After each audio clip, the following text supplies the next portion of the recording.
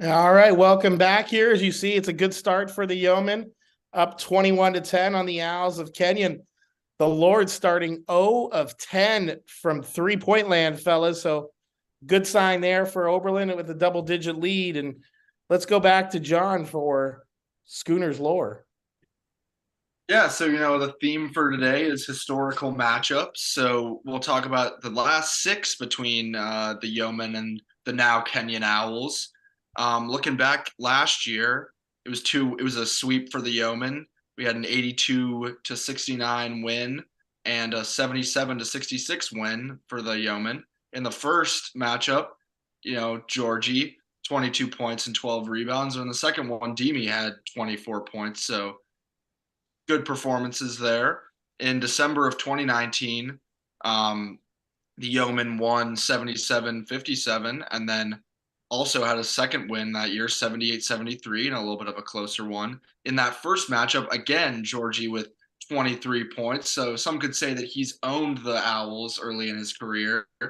And then looking back in 2018, two wins again for Oberlin, 84-69 and 66-57. So been pretty good for the Yeomen in these past couple years against the Lords and now Owls, but gotta keep it going this year. New coaching staff, some new faces, and hopefully same results here.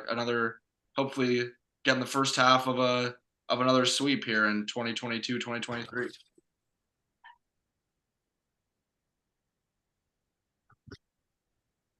Big big potential win here if the Oberlin men can keep this up. They really need put a put a win in their pocket, I think. I think it'd be huge for morale. They've got talent up and down this roster to compete, but it really had Yeah, just trying to get over the hump there, Jack. It's like we've seen signs of it. It's just a young team trying to learn how to win still, right? It's been right there in a handful of games. It just can't get over that hump. And you talked about climbing the mountain in the women's game, right? And it was kind of almost the same, but almost in a larger scale for these guys, right? It's just finding a way to just finish. We've seen a lot of games with two possession leads in the second half that we're unable to hang on to, and got to find a way to just. And today would be a good day to get that started and get your first win of 2023 and your first conference win as well. and I think Sometimes when you're facing an opponent that maybe you're a little more comfortable against, a team definitely that two of your best players, Georgie and Demi, have had a lot of success against. Maybe that's really what we need. It's just a game where they go in feeling a little more confident, somebody you feel a little more comfortable against, and as you said, Sandy, getting us off on a more comfortable, a little more confident start to 2023. 7 points for Cole Otley off the Yeoman bench, leading the team in scoring right now. And you see him right there on the other end of the floor with a nice defensive play. the captain senior or one of the leadership, I think they're leadership council now. So one of the leadership council seniors. I think it's a big adjustment for culturally, at least the Yeoman squads that I've known them have had a dominant guard or a guard that much of the scoring and offense seems to run through. New coaching system, new coach, new staff.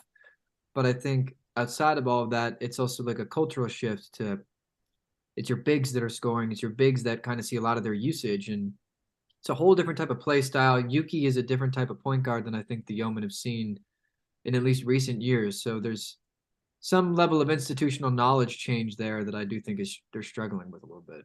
Yeah, I mean, Yuki's one heck of a player, guys, and what he can do and get everybody else involved is really really special. The thing you need to see with Yuki is just kind of have him develop his shot a little bit more and be able to score a little bit. Now you see teams starting to sag off of him a little bit, kind of baiting him into that mid-range jumper, which really isn't his strong suit. So if he can get more consistent with that and develop that offensive scoring to go along with his leadership and passing ability, look out. That's going to be a really, really special player, as a junior and senior. Yuki this year getting up towards 10 points per game. He's around eight, he's a little over eight right now. Seeing him start to become a little more of a scorer. Last year was definitely primary pass first type of deep defensive focused guy. And everyone loves the stat him leading the nation in turnovers per assist or something. Yeah, it's just a turnover ratio. Yeah. That's obviously a great stat, but it's super cool seeing Yuki now, becoming more of a scorer and more of a scoring threat for the Yeoman offense. Our third highest scorer going. So guys, we're gonna let Coach Ray in here now, a familiar face. So we'll have to ask him who the starting catcher is going to be for the baseball team this year. So put him on the hot spot. What do you say, Scoon? We can talk about that one a little later. But I do love Coach Ray's backdrop. That is awesome. I don't know. We see the field. We just don't see Coach Ray yet. Are you there, John? I'm here. I gotta figure out why. Can you hear me? We can hear you. Worst case scenario is the baseball field became sentient and it's talking to us itself. So honestly, the baseball field's probably a better view than me. Yeah. We don't need that big shiny ball dome on the camera. It might scare away a couple of our viewers, right? You said that one, Mike. Nobody else said that one. Yeah. Are you still there, Coach? Okay. Yeah, no, I don't know why the camera's not working. The camera's not working. That's all right. I mean, maybe you're channeling our former baseball coach and his ability with technology.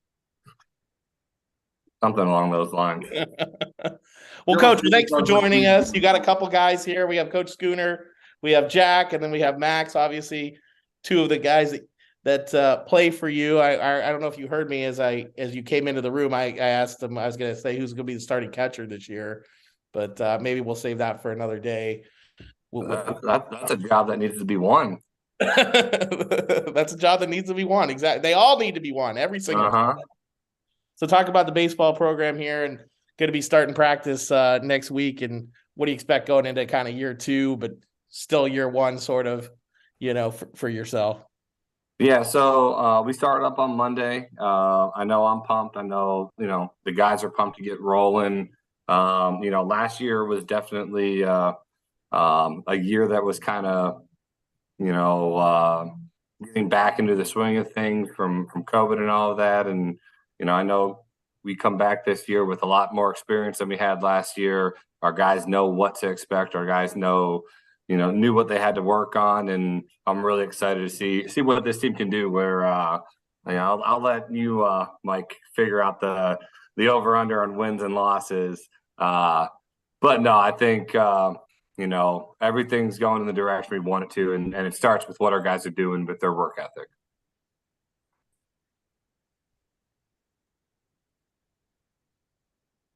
So you obviously have Coach Shiva here. You got a question, Jack? Go ahead. Yeah, Coach, we had Coach Shiva on one of our last YoCasts. What's it been like having him around the office? Have you guys had a chance to interact at all? Yeah, no, Shiva and his whole staff, they're great. I mean, they definitely, they fit the school. They're always around working, so you can tell that they're getting after it, and kind of probably similar to what we went through last year of just, figuring out how his scheme and how everything fits together. But I definitely know that they, you got the Shiva and what's the one assistant, the first assistant. They're both shooters, and then you got the post. So it's a good mix, a good combination for everything. Max, you got something for your coach? And I know you already promised to hit 20 home runs for him this year, so ask a good question. Yeah, Coach, I'm actually courtside right now at Kenyon. Amazing enough, I came all the way here from DePaul watching the women's game. But as a Worcester alum and a Ohio lifer, what can you say is your favorite part of Ohio as a state? If people are going to make fun of me for this, but I'm going to say that you can experience multiple seasons. Where I love fall. Winter is nice for a short period, and spring and summer are both controlled. So I'd say probably as an Ohio person, being able to have that, and also I think Ohio just kind of goes at a slower rate than the rest of the country. So the people are just a little kinder here.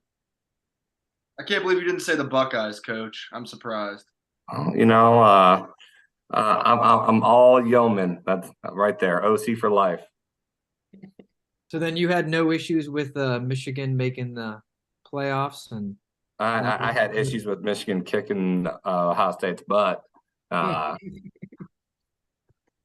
can't lie. I think there are a lot of people around had a collective sigh when they saw that. I personally did enjoy it, but I don't blame anyone that's not from Ohio not liking Ohio State. That's for sure, because it is just like any fan base. You got some crazy ones, and Ohio State definitely has some crazy ones. so we talked about Kenyon and Oberlin, being really familiar with each other's storied history, going a bit back and forth. Oberlin looking to win in here tonight. Is there anything you think specific that goes into planning against an opponent you've played so many times? Can you kind of not go autopilot, but trust that your players can do what they need to do to get ready because they've seen him before? Or is there something specific you're looking to do to sort of poke the right buttons and get your guys locked in? Yeah, I mean, I think anytime you play an opponent that you're used to, it can be a positive and it can be a negative. Where I think the familiarity, where hey, we've played against this guy, I've seen this pitcher before, I've faced this batter before. There's a confidence that comes with it, but then there's also sometimes that the flip side, which could be hey, like this guy's gotten me out 8 times already. And so, I think going into it, you got to treat it like, your other opponents. But obviously, sometimes as a coach, look back and rely on that gut of like, okay, hey, like we know this works against this guy until they prove that they can beat it. We're going to go with what's worked in the past. I mean, I think specifically with Kenyon and really most of the schools in our conference, at this point, they've had coaches for a while there. So you kind of know what their identity is. And so it's trying not to overthink it and, keep it simple of if we do our job, good things happen. I like that. What's something that you hope to see kind of like this year within the baseball program, Coach, to kind of take, that from year 1 to year 2? What's the one thing that you really hope to see improve, I guess? Yeah, no, I mean, I think the biggest thing is, really in conference, we had a lot of games that we just lost by a run or two that, came down to 4 or 5 moments in the game where, the other team made plays or we didn't make plays, and so I think really the big thing this year is us being able to really show we can, if we have a lead going into the 9th inning, we hold the lead. If we're down 2 in the 7th, we can come back and win that game where, if on paper we beat them and where there was a couple times where, we out hit teams and still lost, or, we fielded the ball and they made more errors, but they still beat us. So I think that's the big thing for our program this year is, turning a lot of those like, oh, like we had them and, we lost the game into, hey, like we took that game, or maybe we shouldn't have won that game, but we made plays at the end of the game to win. Because I think that's, good teams win games they're not supposed to win, where they find a way. And I think that's a huge thing that we want to see this year that, I think the guys have the confidence to do it. Now it's just going out there and actually doing it. So we're sitting here watching a basketball game, Coach. So talk about, do you have any basketball playing background, high school, middle school, or were you just a masher, home run hitter your whole life? I actually wanted to play college basketball over college baseball. I played all the way up from probably kindergarten up all the way up through high school. My claim to fame is my senior year, my team made it to the regional final, and I missed 2 free throws with 22 seconds left that we were up 2 that would have iced the game. And I went short on both, and they came down and ended up beating us in overtime, where you had the front page of the Columbus Dispatch was Jared Soldinger winning the regional championship, and it was me crying on the bench. So, yeah, so that's my claim to fame. But I definitely I've used that in the past of my coaching career of getting kids to understand that a single moment doesn't define your career, and that was a tough one as well. But no, I've always loved basketball. Yeah, so a little 6 degrees of separation. Satch Sullinger was former Oberlin men's basketball coach, Jared Sullinger's dad. Full circle there. Actually, Yeah. Satch is the man. So yeah, he spent some time on the Oberlin bench way back when. So, and of course, Jared going on to have a great career with the Buckeyes and in the NBA, and you're sitting here talking to us on a Zoom on a Wednesday night. So funny, funny how things work out. It definitely is. Well, and I can say, Jared Solinger, he hand slam dunked on me in an AAU game and gave me a real perspective of me probably, needing to focus on baseball more. Get some extra swings in because this game ain't for you, son, huh?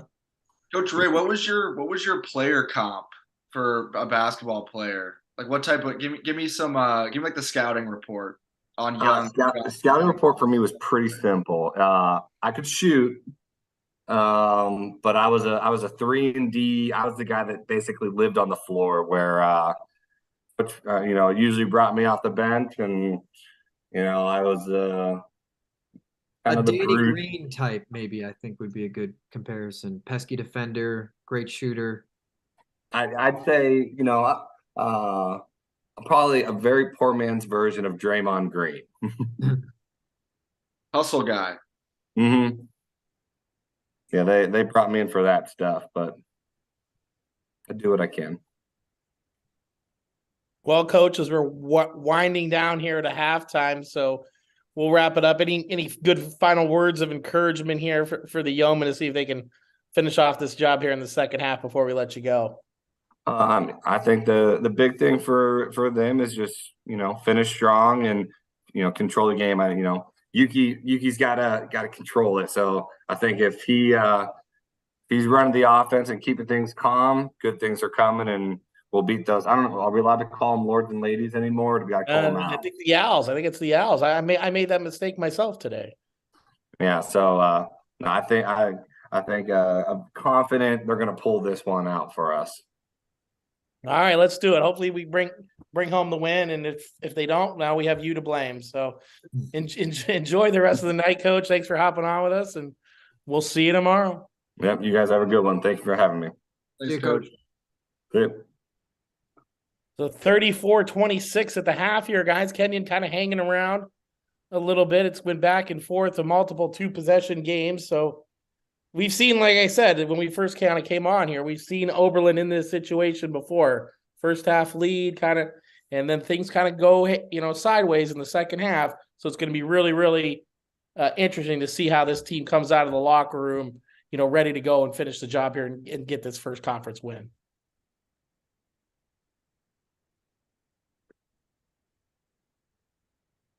Looking good. I think bigger margin up until these final seconds here, as you'd kind of said, Mike. I think biggest thing we saw there was Kenyon kind of going to their main guy. I'll have a little bit more to say about him as we go into the second half, but Bar Cohen really sort of turned the Jets on there at the end, and Oberlin had kind of made things difficult for him, but he heated it up. And so I think going into the second half, it's going to be a little bit more of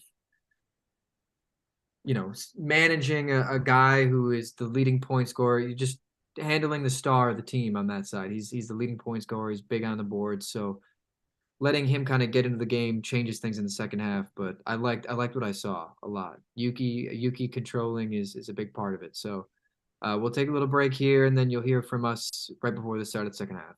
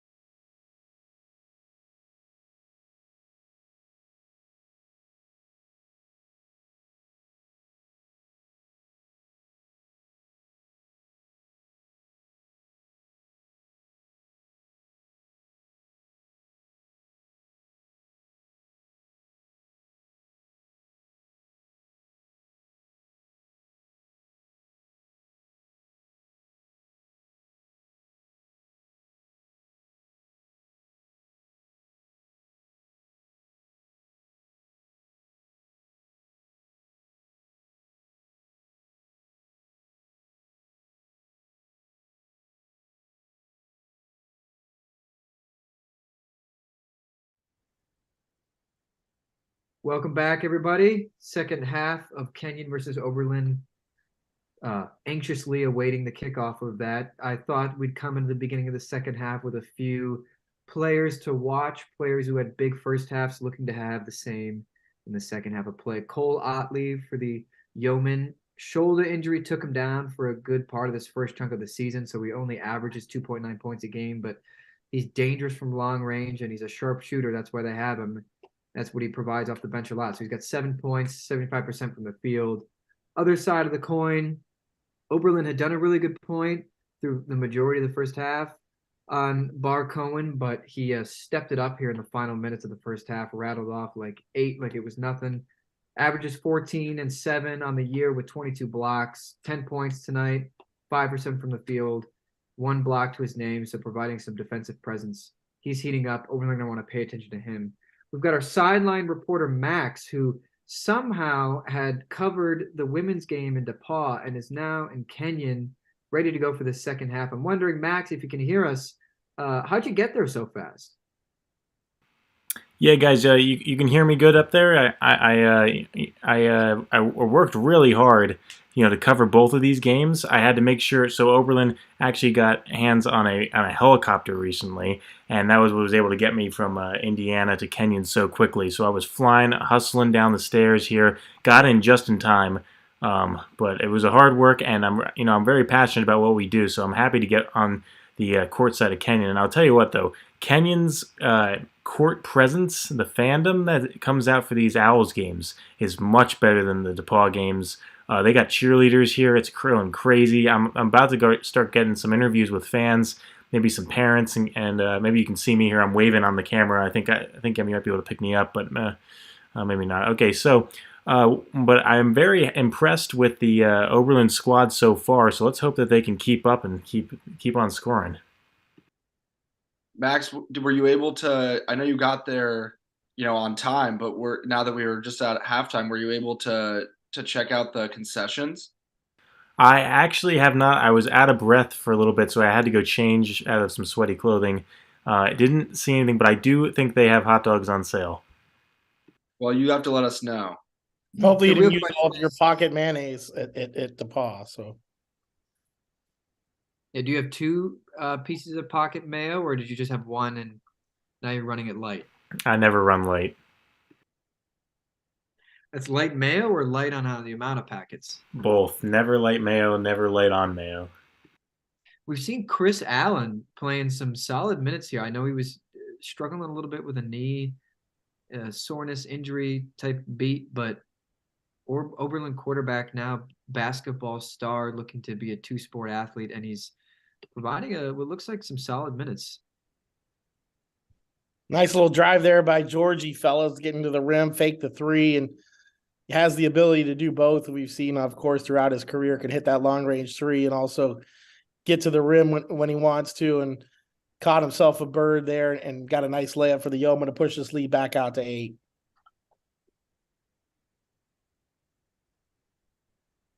And this has been a team, we haven't seen them recently playing with much of a lead, so hopefully they can get comfortable in this kind of position.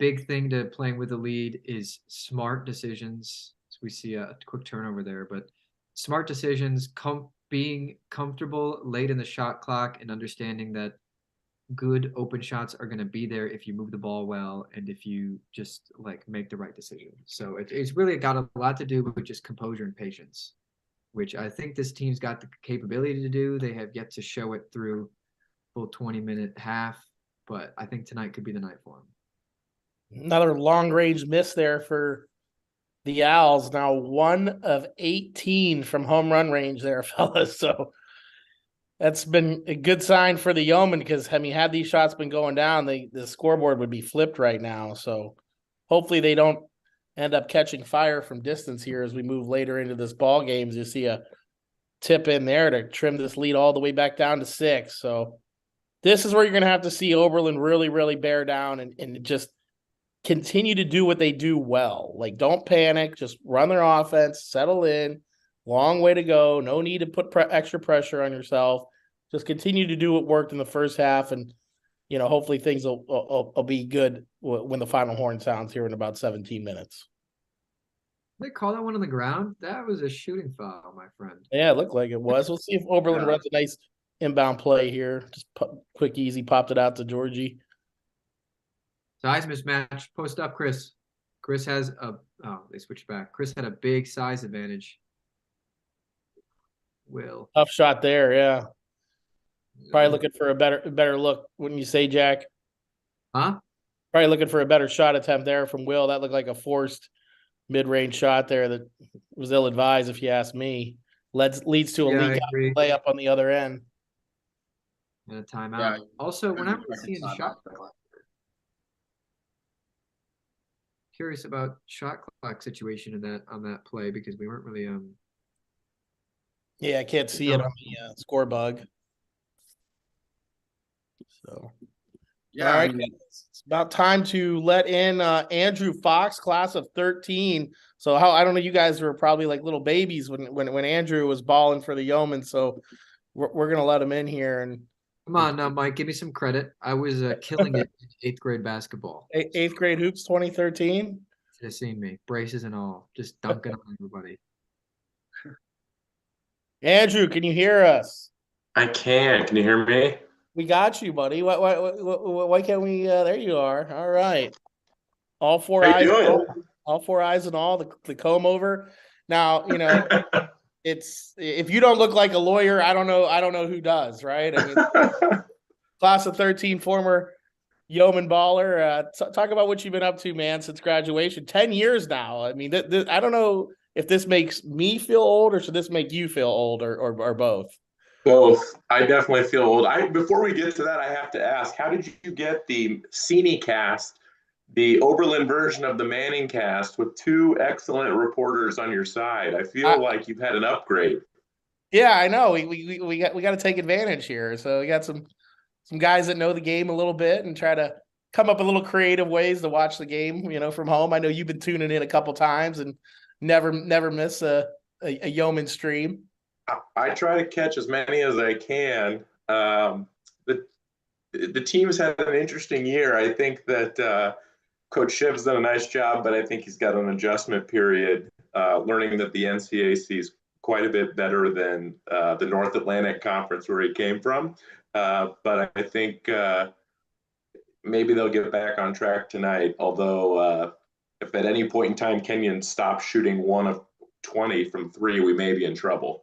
Yeah, it's hasn't been so good from distance. Kind of looked like me in the gym today. I got a couple shots up and I'm rusty. Let's just needless to say, I was shooting with Georgie and he just, I think I was about 1 of 18, just like Kenyon. So, but yeah, you have to end on a make. How many shots do you think you need, Mike, to knock off that rust? I don't think there's enough shots in the world there to knock off that rust. We'll get you on the gun. You'll be in form before you know it. Yeah, I used to have a nice little 3-point shot. Everything's short now. It's the old age settling in. I mean, something you would know about. I mean, Andrew. So talk about your career. Former all-conference player, and you were obviously on some teams that didn't have a ton of wins, but you had some good individual success and averaged a double-double as a junior, and the only player in the conference to average a double-double as a junior. And what did you get to show for that? A nice honorable mention. How about that, Jack? What do you think of that? That's a little slap. That's a bunch of bogus. I think there's a little bit of anti-Oberlin bias when we come up on those all-conference. They look at the academic side of things and they think they've already got enough. They don't need the nod. So they gave it an honorable mention and they feel good about it. It was either that, Jack, or 7 wins, one of the two. I can't tell you what was the reason for that. Yeah, but if that's, I don't know. I mean, I see other awards having more impact on team success. I feel like all conference player, you're looking at individual performance. Hey, I got another question for you guys about your sideline reporter. I mean, what's he doing getting hot dogs and mayo when Kenyon serves sushi? I mean, what are we talking about here? No. Let's be honest. It's concession sushi is a step above gas station sushi. We're getting reports here from Max that he heard that. I think he wants to add his 2 cents into it. Max, you hear that? Andrew's looking for a response. Hey, Andrew, I was actually just about to mention that. Yeah, I'm courtside here at Kenyon. They do have an upgrade. No hot dogs here, but they do do have sushi, in fact, and it's crazy. Never seen sushi courtside at a basketball game in my life, and yes, I put mayo on it. No wasabi, just straight mayo on the sushi. What type of sushi did you get? I think that kind of impacts whether mayo is appropriate or not. They called it the Kenyon roll. Interesting. Was Interesting. it dyed purple? I thought it was Owl's surprise. And they had the Kenyon roll, the owl roll, and then a classic California roll. Really a choice of the litter. That's a bit of a tough shot. Andrew, I'm wondering, I mean, like, none of these players here are Shiva doing what he can, but none of these guys are necessarily who we recruited. He knew what the roster looked like coming in, but whole new system. These guys adjusting to a new offense and stuff. I don't know if you ever had to do that in your tenure, but yeah, could you maybe talk about what that maybe is like for them as they're finding themselves on different places in the courts, getting the ball at different times, asked to do different things. Anything you feel like is worthwhile in understanding maybe the adjustment struggles they're having? I think that's a good question, and I think that it's insightful. It's definitely a difficult process. I think that for these guys, they're probably fortunate that they have a point guard who's a facilitator first, which probably makes a lot of that transition easier. The ball's in his hands a lot. I think that the thing that was probably the most challenging is that the prior coaching staff runs a very system-oriented offense that creates shots for players, and it seems like Coach Shiv doesn't really run that same type of thing. He gives some of his players more freedom to create their own shots. Were you talked about the averaging a double-double, but were you like I'm a hustle, maybe not exactly Dennis Rodman style, but just give me the boards, I'll get the points how I get them, I don't really care. Were you a back to the basket? Were you a fast break, run me to the front of the rim? Kind of paint me a picture of what it's like in Hale's gym over there. That's a good question. I actually want to ask Mancini how he would have described me on that. Well, how would I describe you? I would describe you as versatile. Like, I mean, you were more of like a slasher and, could get to the rim, hit your shot when you needed to. Sometimes those free throws were a little like, I think you had the yips on the free throws the one year pretty bad. I think you were like battling Shaq for who had a lower free throw average that one season. I think I lost that battle. At that time, I would have not been prime Shaq. Sini, what I wanted you to say was, yes, that Dennis Rodman comp is exactly right. That was what I was looking for. I don't know about that. Yeah. I will give you had more scoring ability than Dennis Rodman. Yeah. That might be the only thing that I had over Dennis Rodman. Yeah. And I'd hope maybe, on court composure, it'd be concerning if you're at about that level. So talk about what's your favorite memory, Andrew, from your playing days at Oberlin? That's a good question too.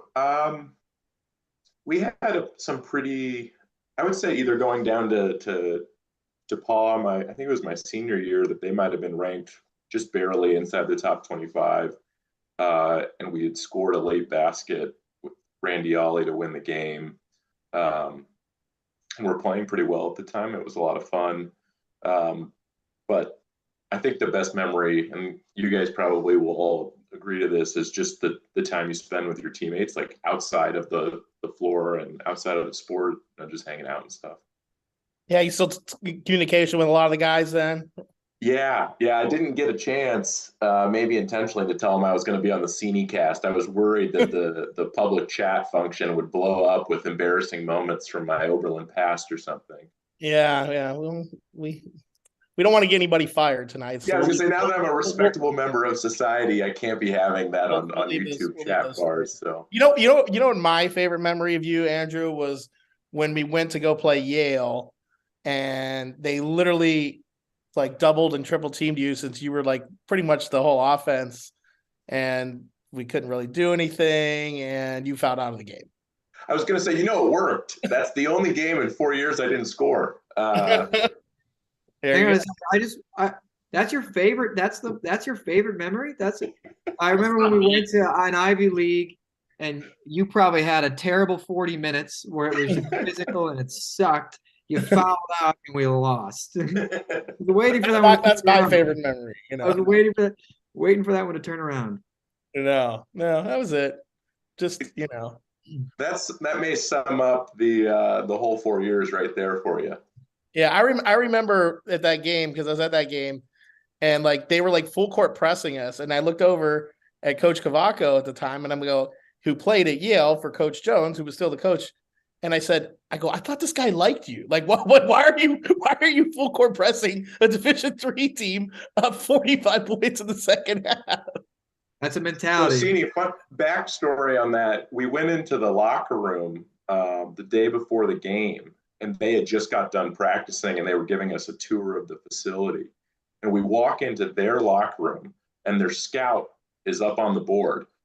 And they weren't worried that we were seeing it. And the scout there was 2 boards, and there was one board, and it was all of my tendencies, and it was dialed to a T. Like, off of, if he's dribbling to the right off of 2 dribbles, it's going to be a pass. Like, just an incredible amount of detail. And then on the left, the left was all of the rest of our team. One sentence, like can't score, not a good shooter or whatever else. It was like, this is going to be a tough experience. Yeah. On ball pressure, loose, off ball. Wow, what a play there.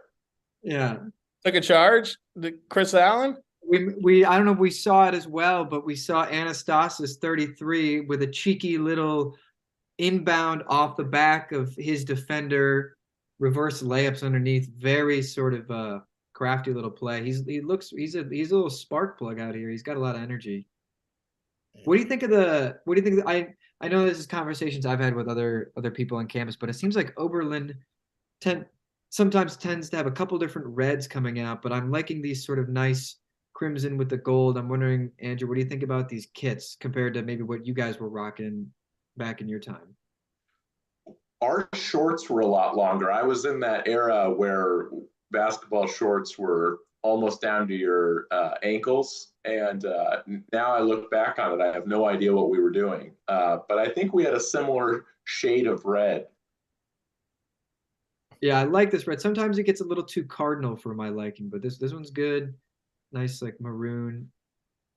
I'm curious, when are we going to go away from yo men and yo women and go to some other animal like the owl? Is that on the immediate future? I know I was anti-albino squirrel for a number of reasons, but that seems to have lost a lot of its momentum.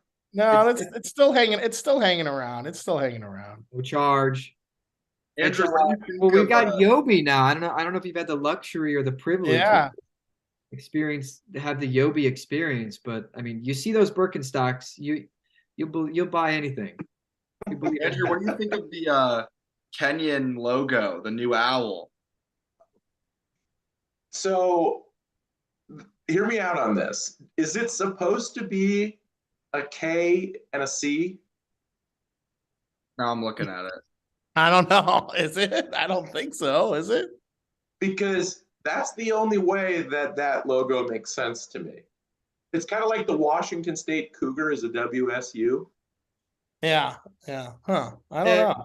It looks to me like some sort of weird purple ocean wave crashing on a beach, kind of. I don't know if there are owls on beaches. Get out of here, man. I don't know if That's a late foul call. Late foul call. So, all right, guys. So as we're talking, this leads down to 5 now. So it's definitely white knuckle time here as we reach the midway point of the second half. So, Andrew, obviously you followed this team for a long time, and last year a lot of close losses, and this year kind of the same bag. So it's like, how do you kind of get over that hump and as a team and learn how to win? Like, how do you just figure out a way to finish? And I think a lot of times we see this team and it's like, well, okay, we're up 7 or 8. And it's like, oh, we're only 2 possessions away for it being, a 1 possession game, but we're also 2 possessions away from putting the game away. So how do you just change that mentality of, as being the aggressor and stop worrying about what's going to go wrong and like, let's make what's going to go right? I really think it's as simple as shared belief, in the sense that the 5, at the very least, the 5 guys on the floor have to have a shared belief that somebody is going to make the play, and we're going to trust each other to do our job. And so if that play comes to me, I'm going to make it. And if that play comes to the guy to my right, he's going to make it. And that prevents you. You know, a lot of times teams that lose, you get guys that are trying to do too much. They're trying to, play hero ball. And I think, I've talked to Coach Shiv a couple times in a group setting, and I think he's,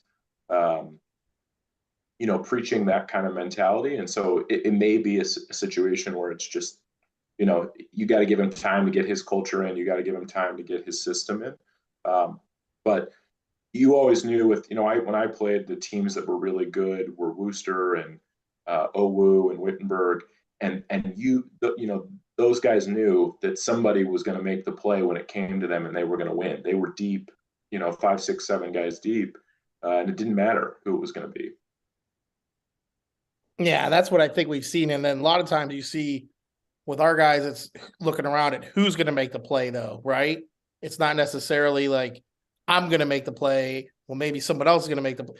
You like, I understand where you're coming from. Like, well, yeah, somebody's going to make the play, but you also want to be the guy that's making the play too, right? And make the right play and not play the hero ball. And, oh, well, I'm going to try to shoot this NBA range 3-pointer with 20 seconds left in the shot clock, instead of, maybe running the offense and getting a better shot. So I think there's, it's a little bit of twofold on how you do that, I guess.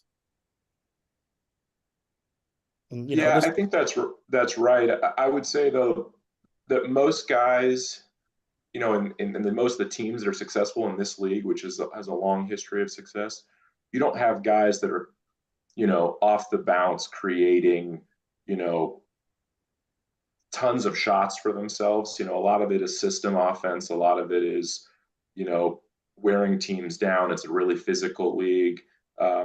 So I think you're right, but I think you have to trust what you do as a system first and foremost. I also think you just have to learn to win. Sometimes that is, seeing it work. Right now they're at 0-7 in the league.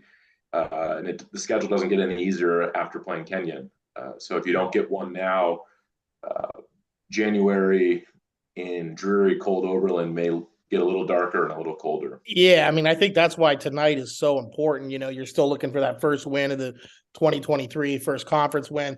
You got to get one before you can get two, right? You got to start and kind of hopefully today is the night where you can pull it off and maybe, get some confidence going into that second half of the season here and try to finish strong with a couple of more conference wins and, maybe put yourself in position for, a 6th seed maybe, or, in the conference tournament. I totally agree. And, you joke about it, but I definitely stay, even though I've been 10 years out, I definitely stay in the loop. I watch a fair amount of games in the league. And, I'm not convinced that the league is as deep as it was 5 years ago. I may be the old man yelling, "Get off my lawn," but it's certainly not as deep as it was 10 years ago. And if they start winning a couple games, I don't see any reason why they couldn't challenge some of these top teams in this year's version of the conference. Absolutely. So just talk about, what you've been up to then, these last 10 years, your career, how Oberlin kind of prepared you for your postgraduate life and what you're doing. You're married now. Do we have any kids? What's going on with you, man? You are an old man. I am. I will have to start with this. Tomorrow is my 4th anniversary with my lovely wife, Amy. And I have been practicing as a lawyer for about a little over 6 years now. And Oberlin absolutely prepared me for post college life. I always say that studying in law school and studying for the bar was no more strenuous or stressful or difficult than it was to study for finals at Oberlin. I think that one of my favorite things about Oberlin was that while we were student athletes, as cliche as it sounds, we were totally students first and athletes second. Yeah, absolutely. And that's still the case now. And I mean, John and Jack and Max, who are on here, the call can all attest for that. And that's definitely, what we do. And that's why we're here. The sports is obviously always going to be secondary and prepare you guys to go on and have great careers and be great people to society. What kind of Are law we are you? going to blow this game? I'm starting to get a little stressed. I know. Good little and one here. Great pass from Yuki going to the post. Found AC, as we call him, kind of cutting to underneath the hoop. But yeah, it's been a kind of a hot minute here without any Oberlin. Yeah, way to bring the bad mojo here, Andrew. You come I on. know. Oh, and one. Oh, you're behind. You're behind. You got to get live. Hit live. Yeah. I'm 24 seconds behind. How stressful was that? Yeah. Sounds like Max, I think, has another question. Yeah, go ahead. Yeah. Yeah, so I was listening to the broadcast. Yeah, Andrew, so I don't know if you knew this, but between John and Jack, there are two aspiring Law and Society, or at least Law and Society job affiliates, maybe taking the bar in a few years themselves. Do you have any advice for them? Yeah, I have a lot of advice. It's probably not enough for 8 minutes on the game clock. No, they will do great. If they've done well at Oberlin, there will be nothing that they can't handle on the back end when they go through law school and ultimately take the bar exam. What's the weather like in Arizona right now? What do you got? It's beautiful. It's 70. And I only put this jacket on so that you guys wouldn't feel bad that I wore a t-shirt all day. Yeah. The secret is I wore one as well. I just stayed in my room all day. So I think we're same level, you know? Yeah. You gonna come hang out? You gonna come hang out with me when we're out there this year? I was gonna ask. It sounds like you have some baseball guys on this We'll call. be I was curious if it's still an Arizona baseball trip. Yeah, we'll be out in Tucson at the towards the end of March. Are you in Phoenix? Last year. We did Florida last year, and the trip wasn't quite as planned. We had a lot of rain, so we're back in Tucson this year. Haven't been since my freshman year, so it's exciting. It's a great Where trip. do you guys play in Tucson? Oh, that's a tough Keno Sports Complex. Okay. Yeah, Keno. Yeah. Mancini, this will be a name from your past, but Amy and I live about a mile from the Sandbar. Oh wow. Okay. Yeah, I've been there once or twice. Yeah, good spot, good establishment. Real good establishment. Good time. Yeah, so you're in a good spot then. Good locale. How often do you frequent the Sandbar, Andrew? You Very, very rarely. Remember, I'm 4 years married. You can't sneak away with the boys for a little bit, you know, have a night here and there. You know, I will tell you, I did tell my fantasy league that I was on this call. It's a bunch of friends from high school, and they wanted me to give a shout out to our reigning last place, Mitchell DeGraff. Absolutely terrible at fantasy football. Oh, yeah. Punishment? Yeah, what's the punishment this year? The punishment is to sit courtside at a Mercury game by yourself wearing a t-shirt that says, I love Brittany Griner. Oh, okay. Is the league gonna pay for that? Is that out of your own pocket? No, that's out of the loser's pocket. No, the league will chip in and pay for part of the ticket. Oh, okay. Yeah, I think ours this year is you had to make your own calendar shoot. Oh, I thought about way worse. Good thing I wasn't last. I wasn't even worried about going to the Mercury game. Yeah. I want to give a shout out to, I believe it's Yeoman Wilson in the chat. I'm pretty sure that's probably is that David Wilson? Is that our assistant men's soccer coach there? Jack? Reveal yourself if it's you, Dave. I'm pretty sure that might be Dave. Who remembers Andrew? Dave's been around as long as is Andrew. That's the type of alter ego like Clark Kent being a 6'3", 250 ripped guy pretending like he's a reporter when everybody knows it's Superman. Yeoman Wilson. Yeah, it is. See, that is he turf dialing in. Mancini, what is Kenyon from 3 now? Let's see. 1 of 22. At what point does that become an accomplishment in and of itself? At what point do you stop? Like, wow. You If don't. You Kenyon gotta shoot. only You don't shot stop. twos, And we'd be then in you see trouble. right here, you get a leak out and a layup, and next thing you know, it's a 3-point game, and I think it's actually going to be a 1-point game here in a minute. So Andrew, this is exactly what we were talking about, though, guys. You have a 8-10 point lead, going into half, and here we are, 5 minutes to go, and it's a one score game.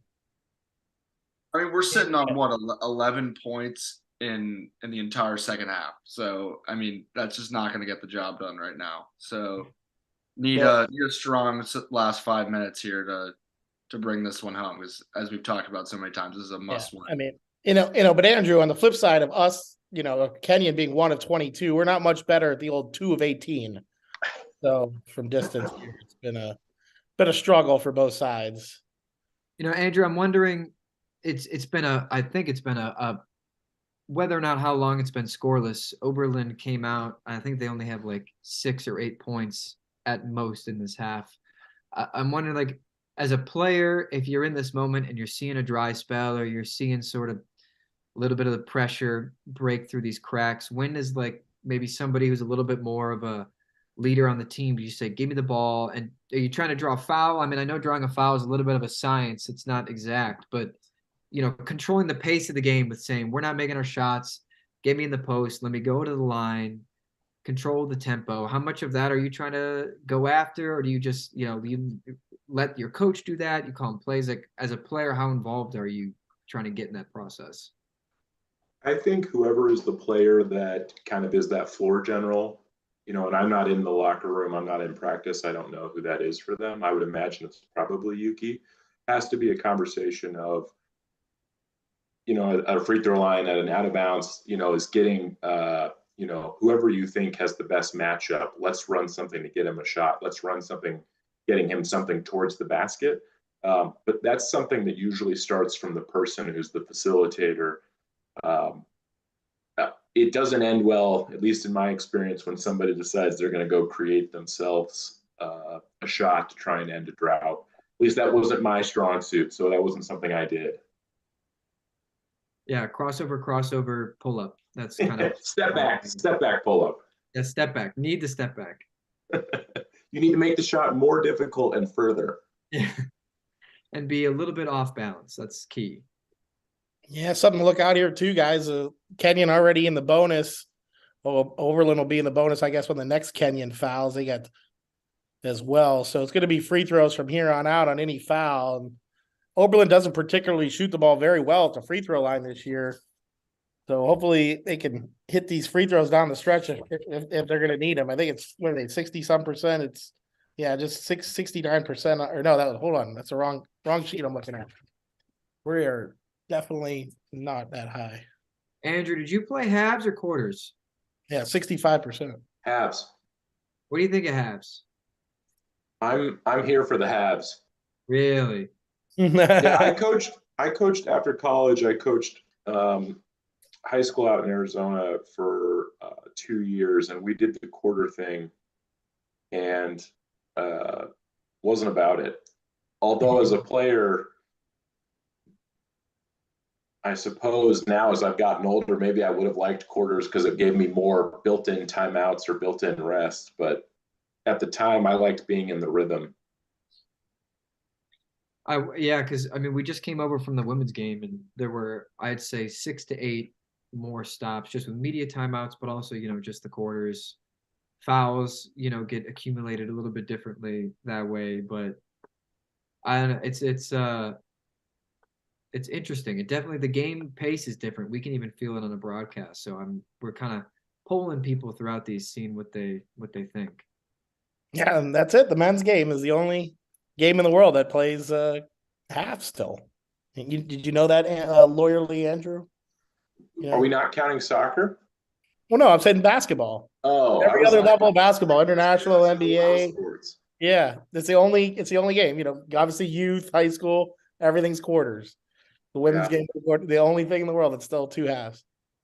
I think a bigger deal would having a shorter shot clock.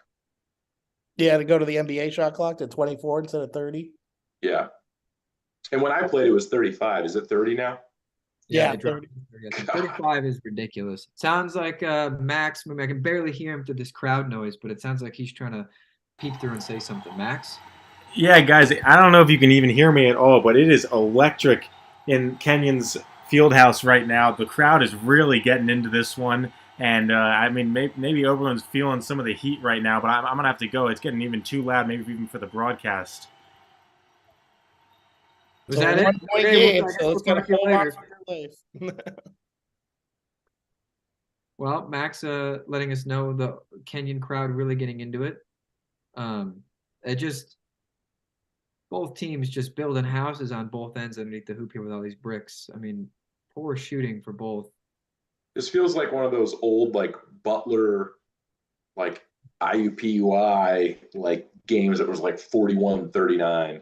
Brad Stevens and just Yeah, yeah. just ugly, ugly, ugly.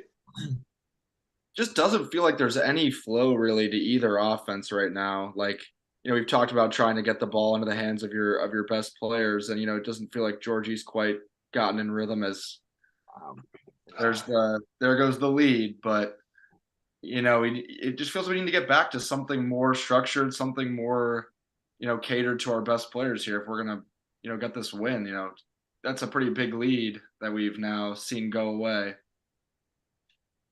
And they're without Demi right now, which I do think affects them. Their post rotation is smaller and a bit shorter, and he's a high volume shooter who I think we're seeing a little bit right now the expectation of guys know they got to step up because There's a lot of shots to make up. 10 and 14 shots a game that just aren't there anymore. They all of a sudden are on the bench. So who's taking those 10 to 14? So you talked about that scoring drought there, right, Jack? It's like from the field, Andrew Gannon made a layup with 8:42 left, and then Anastasis just had a layup at the 3-minute mark.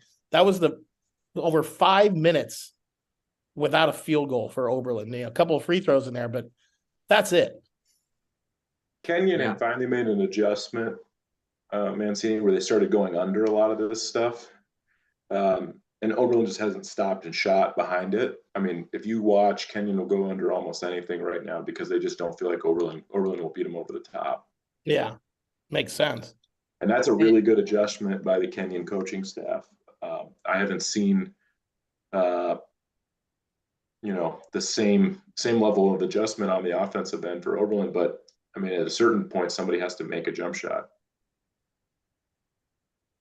And are you looking at the adjustment as simple as just set up the screen, take one dribble, get your feet set, and just pull it? Or are you looking to have the screen come in differently, or are you just looking to not screen as much and run off the ball screens more? What do you feel like is a possible good adjustment there for the offense? So what I would recommend is that if the screener starts rolling, he's essentially allowed to set a moving pick, and you take a step in right behind him and get a 14-foot jump shot at, because he's entitled to the space to roll. If the guy goes underneath, it's not his problem. And I mean, Georgie's what, 6'10"? He's going to eat up. It would be great. He's going to clear out space. And the other thing you can do is, as he starts to roll, you just attack off the dribble right off, the backside of your screener. Now, big turnover there. See if Oberlin can cash in now. A bucket here would be huge. I feel like Reggie Miller, they're down 2 with 4 minutes to go. They need to score at least 3 to win. Right. Yeah, here we go, Mike. That's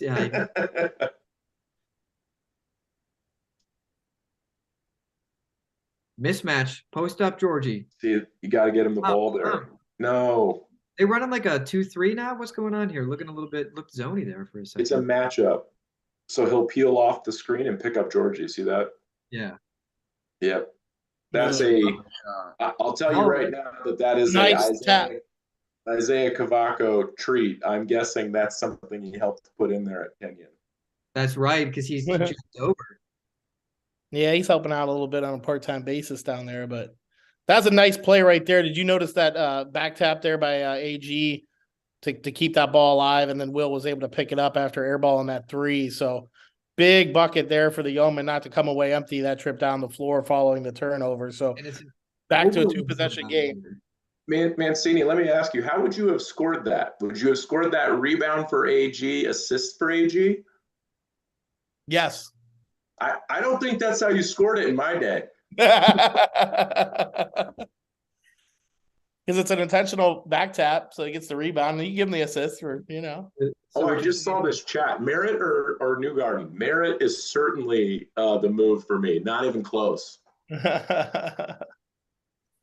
And I love Jesse, but Josh is a pillar of Oberlin basketball history of the last 25 years. Yeah. You and him, a couple 1,000-point scorers. Yeah. Don't worry. I frequently remind him that I have more points than him. Yeah. Well, you should. So He was a point guard. I mean, so my opinion matters more than his on basketball relevant topics. So you remember too the funny story. Wouldn't of you have had 1,000 points after your junior year? But you said like as a freshman they gave a 3-pointer to somebody else. It was like my sophomore year. They gave Chicago. Yeah, they gave a basket to maybe it was my junior. They gave a basket to Miles Gano, and I was like, "Hold on, we don't look alike at all." So then you went into your senior year with 997 points instead of being a 1,000-point scorer. Well, you didn't tell me about it until like 2 years after it happened. So I think it was too late to get it fixed by then. That's what they all say, Mike. In high school, Mike, we would have called a guy that brought that up a stat rat. Yeah. And you never wanted to be a stat rat. I know. You got to worry about the wins and losses. That's the only stat that matters.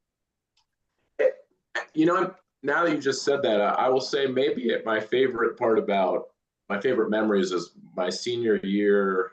No, it would have been my junior year. We had Danny Enright, who was a fantastic football player, who came out to help out the basketball team. And he introduced listening to Wagon Wheel as a team after wins in the locker room. And 10 years later or whatever, when I got married, I had a bunch of my teammates there and they played Wagon Wheel at the end of my wedding. It was like reliving the glory days of the locker room. There you go. Wagon Wheel's a good song. That's a good Saturday night, We were pre-Darius Rucker making his version of it. I was going to ask you which version it was. Yeah, you got to go with the original. I'm partial to both. The original.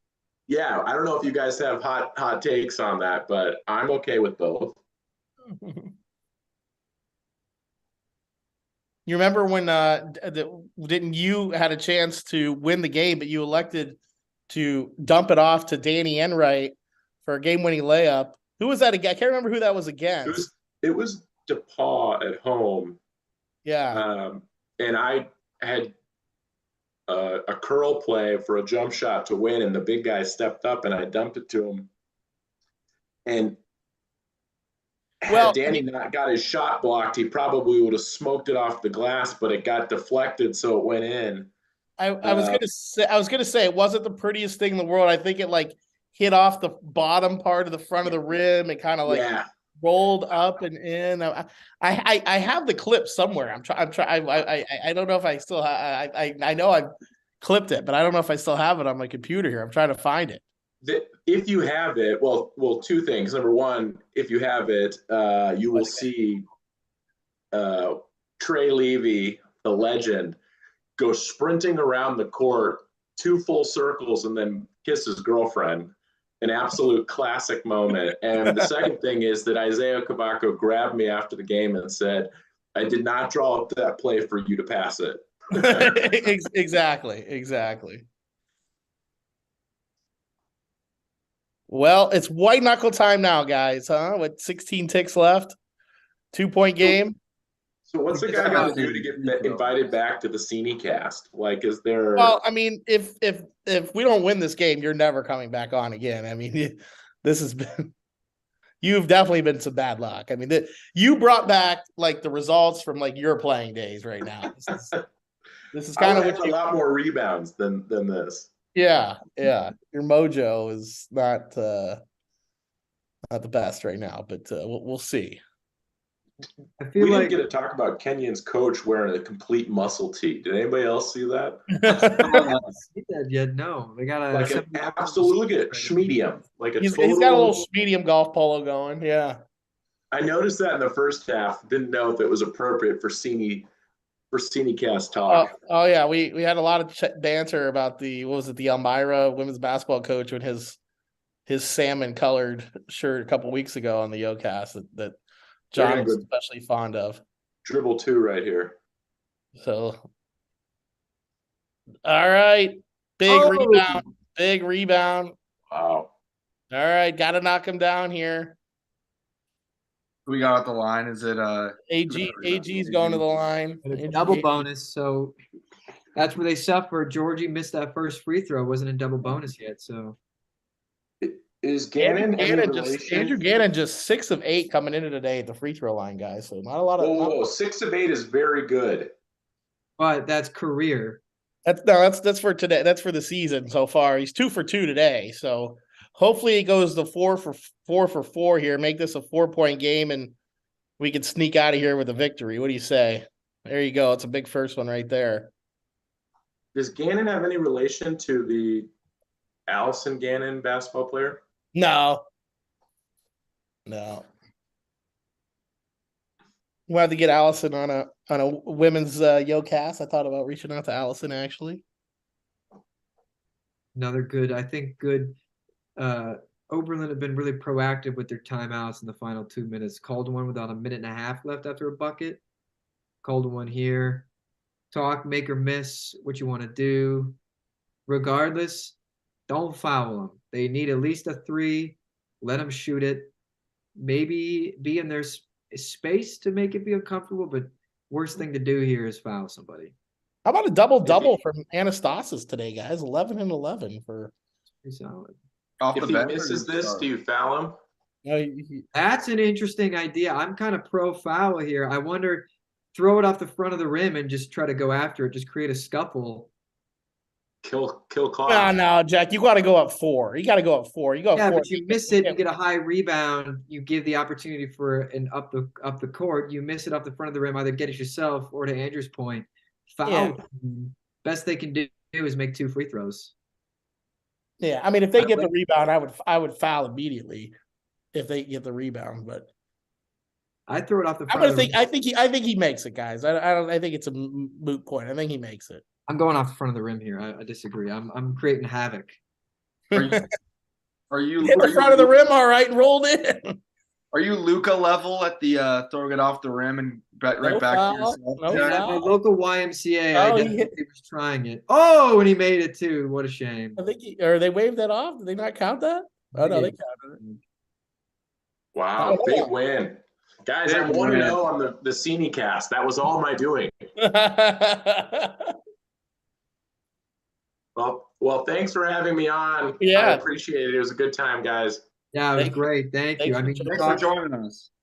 yeah, thank Thanks you. for jumping on. So, yeah, guys, that was a great win. 58-57. Got a little hairier than we wanted, but a win's a win, and we'll take it. The good first conference win for the Yeomen. Like I said, Anastasis with 11 and 11. Gannon, the leading scorer, with 13 for Oberlin. Yuki added 10. A little diverse, a balanced attack here for Oberlin. Will Busquet with 8, and Georgie with 7 and 9 rebounds. So all around, got some contributions from everybody, and good to get that first win. We can exhale a little bit, and hopefully this is, to build something moving forward here the rest of the season. High hopes. So that will do it for this edition of the Yocast. For Jack, John, and Max, thanks so much for joining us, and keep an eye out. We'll let you know when we're doing this again and have a little bit of fun. So